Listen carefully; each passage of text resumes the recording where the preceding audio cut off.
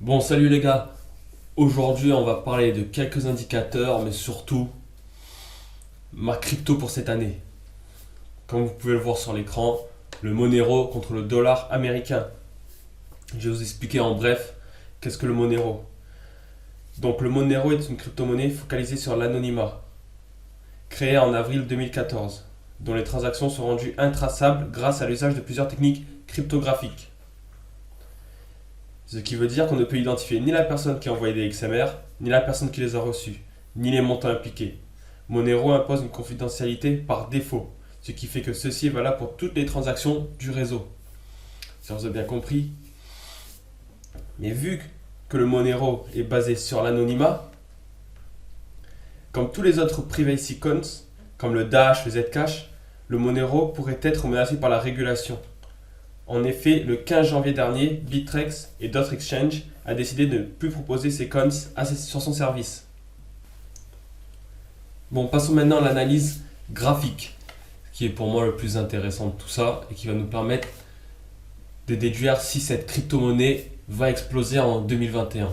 Donc déjà, on voit en premier le gros range qu'il a fait, qui a commencé en septembre 2018 jusqu'au décembre 2020, dont il a fait la cassure nette de ce range. Une cassure nette de ce range, ce qui peut nous donner comme probabilité qu'il puisse atteindre le prochain plus haut, qui pour moi le prochain plus haut est 507 $, ce qui fait un rendement de plus 279%, fois 2,7 sur votre montant investi, ce n'est pas rien.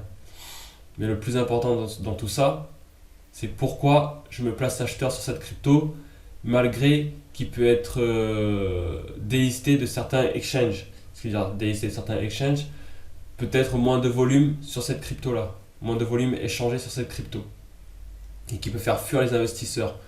Mais pour moi, Monero relèveront la tête et feront en sorte d'être relistés, et s'il faut, ils rentreront dans les cordes des régulateurs. Bon, on va voir ensemble c'est quoi qui me met la puce à l'oreille pour être acheteur sur cette crypto, malgré les différents soucis qui peuvent peut-être y avoir dans le futur. Tout d'abord, c'est le signal d'achat que me dit le H-Ribbon. C'est l'indicateur où il y a les pastilles bleues et d'autres couleurs. Une pastille bleue veut dire un signal d'achat. Mais déjà, sur quoi est basé le H-Ribbon? Le H-Ribbon est basé sur des moyennes mobiles et sur le taux de hachage des mineurs sur le Bitcoin. Donc il y a eu un signal d'achat ici, en janvier 2020. Et pourquoi je ne suis pas rentré à ce moment-là? Parce qu'il était en dessous de cette moyenne mobile, basée sur différents calculs, pas une simple moving average, ni une exponentielle. C'est une autre moyenne mobile.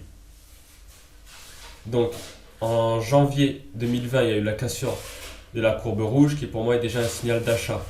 Mais j'attendais une autre confirmation, qui passe au-dessus de la moyenne mobile qui change de couleur, qui me permet de donner un sens à mon trade, à mon investissement.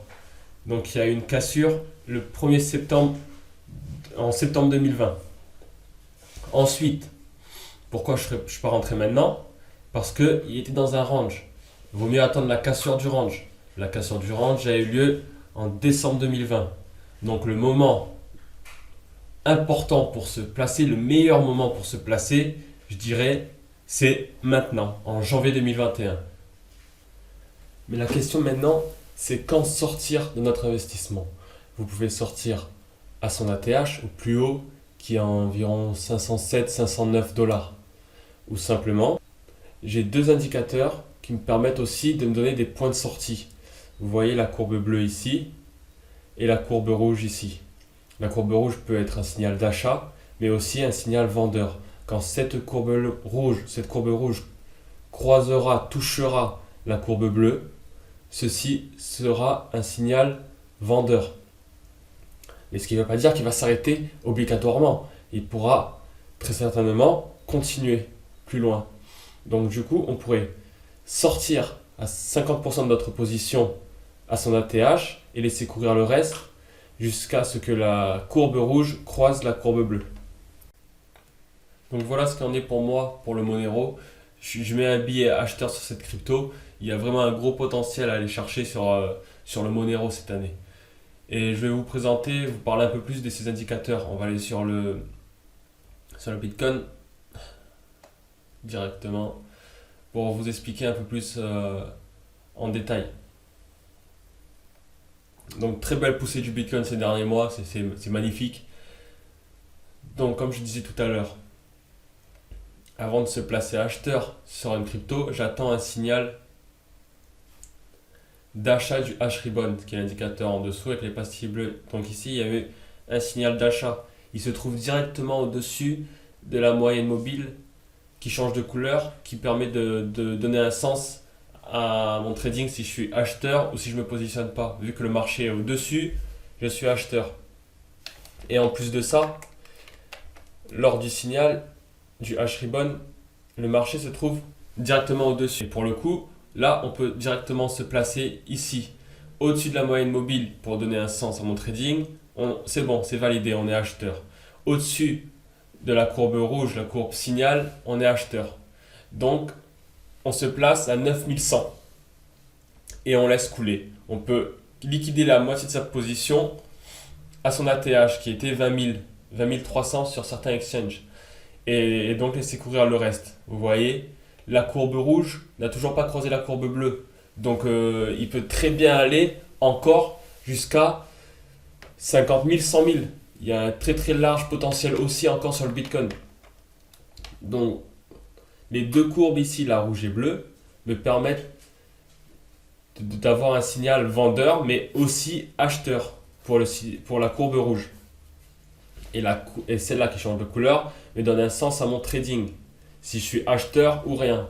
Ces indicateurs-là sont puissants que sur les crypto-monnaies. Pourquoi? Parce qu'ils sont spécialisés pour les crypto-monnaies, tout simplement. On va voir maintenant l'ETH, l'Ethereum.